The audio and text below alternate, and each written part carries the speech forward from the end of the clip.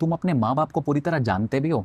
I don't think so. मैं बताता हूँ क्यों। मेरी और बहन की काफ़ी अच्छी इक्वेशन है मम्मी पापा के साथ। सब कुछ खुल के बात कर लेते हैं हम। मैं तो उनके आगे गंदे गंदे जोक्स भी मार देता हूँ।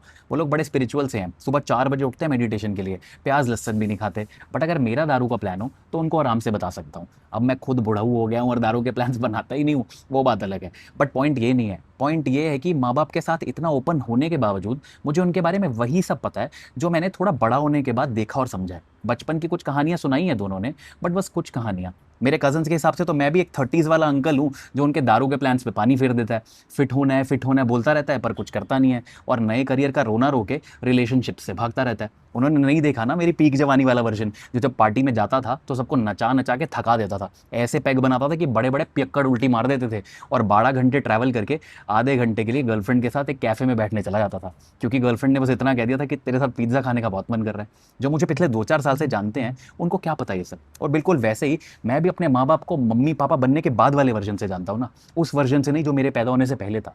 इसलिए मेरे पापा, जिनको सब बहुत शरीफ मानते हैं, किसी को क्या पता ये वही इंसान है जो पार्टी से वापस आते हुए अपनी बीवी को बोलता था, यार पीने के बाद तो हम स्कूटर और ध्यान से चलाते हैं, गड्ढे और स्पीड ब्रेकर दूर से देख लेते हैं, नहीं तो कोई भी बोल देगा कि पी के चला रहा था साला। वो मम्मी जो बड़ी हम्बल सी हो गई है, किसी से लड़ाई नहीं करती, वो एक टाइम पे बड़ी चौड़ में अपनी उस स्कूटी पे निकलती थी जिसके आगे पुलिस लिखा होता था। फिर घर जाके बताती थी कि लड़के खड़े थे रास्ते में और बोल रहे थे साइड हो जाओ यार, मामे आदि कुड़ी है, हवाबाज कहीं की। पर इसके अलावा उनका बचपन कैसा था, उनके बेस्ट फ्रेंड कौन थे, 10th के बोर्ड्स के टाइम उनकी भी यही हालत थी क्या, कॉलेज में मास बंक मारा था उन्होंने, अफेयर्स थे कि नहीं शादी से पहले, जब शादी हुई तो क्या फीलिंग्स थी, अपने पार्टनर और फ्रेंड्स के बीच में बैलेंस बनाना उनको भी सीखना पड़ा था क्या। बहुत कुछ है यार जो मैं नहीं जानता उनके बारे में।